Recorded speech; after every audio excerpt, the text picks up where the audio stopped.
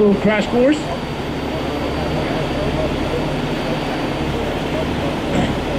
Well, this is a little bit more complicated hand on the front. You have two controls at least. You have to control the 2 winch, so you have to roll on one side, well, lift on one side and go down on the other side, so you have to control that 2 main winch, and at the same time you have to keep an eye on the front. You don't have to, well, the front will be following as far as rolling, but you still have to set the proper height on the front. So you have 3 lines to actually take care of: lifting the whole thing, keeping everything even, and then roll the whole thing with a 2 main winch. This one would then keep. Now, like we said, you want to set a certain distance. Even though you trust yourself, it's not just for safety, it's just because you can see, you can better see. Now on the main unit, looks like TP will be going just the honeybee, they don't bother you. Controls on the truck, so you want to be able to see him. Make sure you always keep an eye on him. And really, it's when you're ready, guys. When you feel comfortable, just do it slowly. We're all good. And don't worry, I will be talking all the time just because I can't stop. So. Yeah, sound is calling.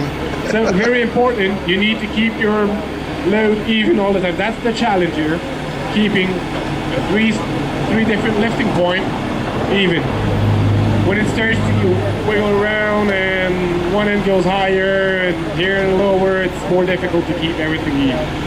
Like we said, if you're very good and you do it very carefully, you always want to keep it as close as possible to the ground, just for safety purposes. If anything, it's still recovery. It's not crane lifting, right? It's not a... there was no lifting engineer that said it's exactly here, you got to lift it, it'll be safe with like 10 times safety factor. It's a recovery job. There's some unknown. You don't know exactly if something's gonna move. You never know. Never know when that door will open on the tractor or whatever. So, and well, of course it will start moving a little bit because you're not always properly centered. So that's why you want to go very slowly. And you want to be as close as possible to the ground for safety purposes. But you never want to touch it, because if it rubs on the ground, put the side load somewhere in the whole system, and then you're not controlling the whole thing. And if you lift a little bit and start moving sideways, then it can be dangerous. So you want to be high enough so nothing touches the ground. TP, if I remember well, yesterday we boomed down a little bit, so you will probably have to boom up to get a little bit more height. Now you can see how barely it is doing it, like while TP is actually booming up on this truck. You see that the it's pulling a little bit on this one here, and the whole thing moves a little bit backward because this point is going this way. Moving up will actually shift the load a little bit and put attention this way.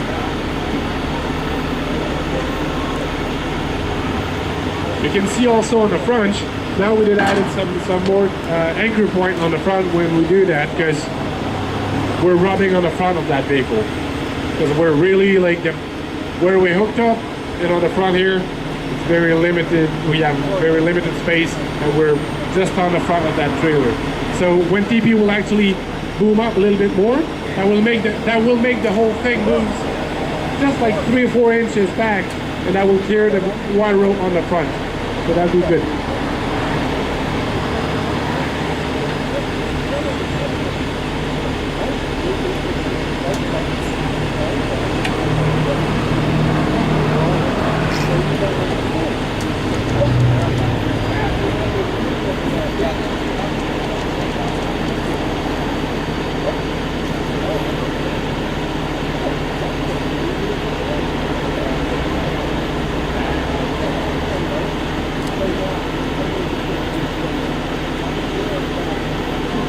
So if you're very cautious and then you have proper safety factor, nothing will ever happen. It's really like, it's not that heavy. We have enough safety factor on the main winches, on everything.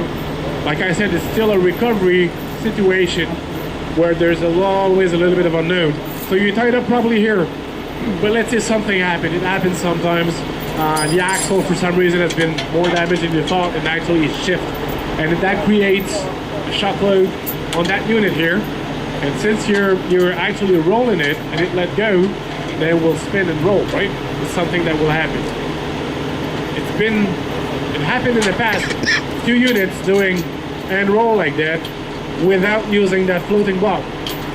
And since you're handling the roll on the front, something happens, and the other truck is also turning at the same moment, but it's never even. It's almost impossible to have 2 trucks rolling and inducing that roll and being completely even. So if something happens to one truck and there's a kind of a twist or a load on the other one, it will just let go, and you have a high risk of overturning a truck. Something will happen, move sideways. Using this system here, if something let go on this truck, the other one will just follow and the truck will stay right upright. So that's a much safer way of doing it.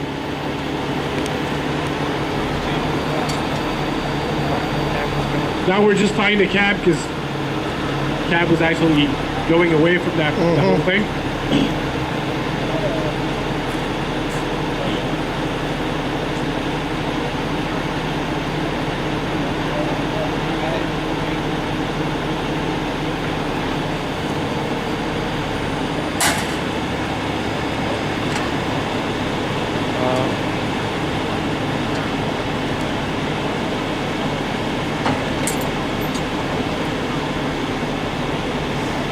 His chain came undone. Yeah, I seen that. Should have cranked it twice, maybe. Yeah, chain came undone.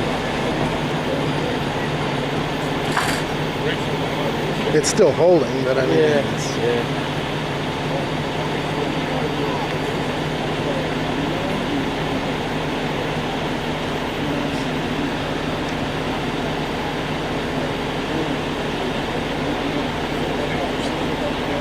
Well, little detail, we did practice that yesterday, and then we climbed on top that wheel to actually change a little bit of setup, and we just noticed that if you look, the chain is wrapped below the axle.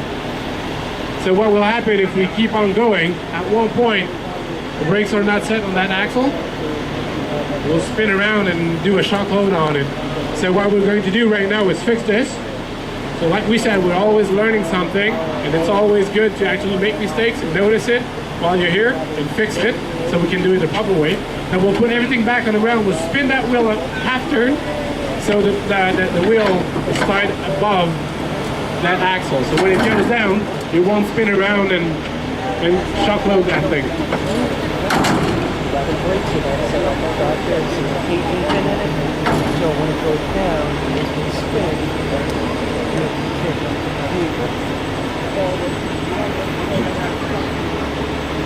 I was turning it. If it's on the top of the wheel, right? That's how we did it yesterday. It's just that we spun it after.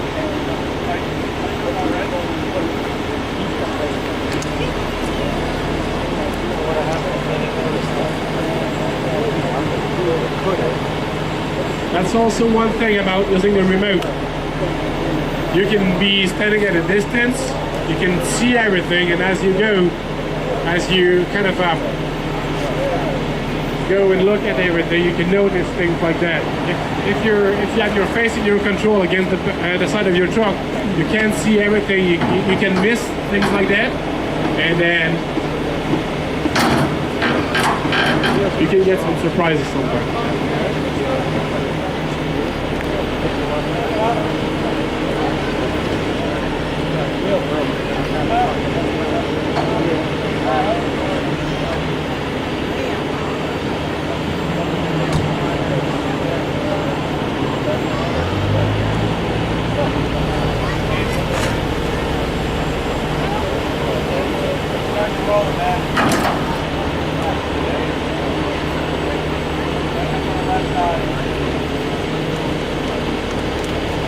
So at that point, as soon as when you're going this way, when you're actually uprighting it, as soon as you're clear on the back here and you start pulling on the other side, then the other side will go up anyway because you're pulling on it. So if you don't let go here, that will make the whole thing go up a little bit and turn it. So that's how we keep it as close as possible to that ground.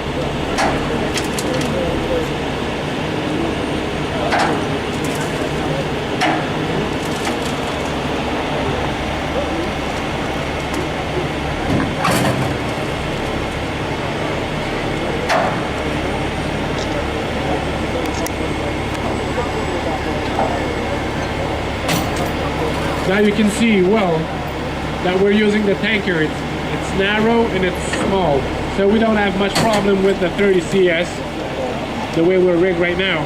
But just imagine you have a box truck right there.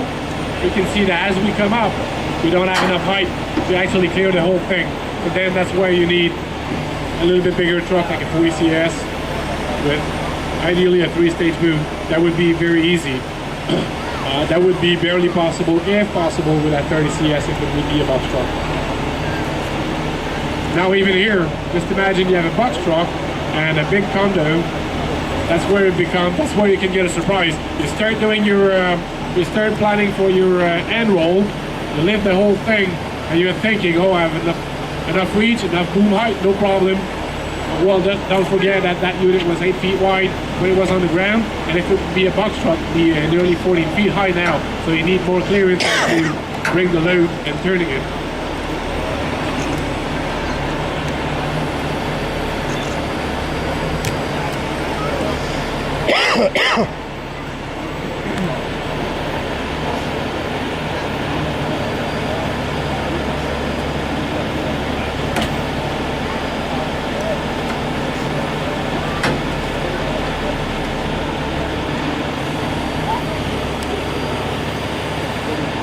So now that you've seen that it's possible to do it, if you want to try it later on, after we did all the scenarios, this is something that the Battelini family actually, they will allow you to use their trucks and do that yourself, being supervised with people. It's exactly, well, it's a good time to actually try if you want to try. It's not something you can try on the side of the road every day, so you have a chance here to actually try it yourself. The more you practice it, the smoother it is. You can actually operate the 2 winches at the same time and be rolling the whole thing, be even. Requires a little bit of practice, but it can be done. No big deal either if you're not familiar. You can operate 1 winch at a time as long as you know what to do for it. Now this is one of the challenge with a cab over truck, is that the front end is pretty close to that winch. Like if you have a motorhome or a bus, same thing. If you would have a regular tractor on the front, you wouldn't have that visor and winch problem on the front. But we saved up the winch, so that means we're good.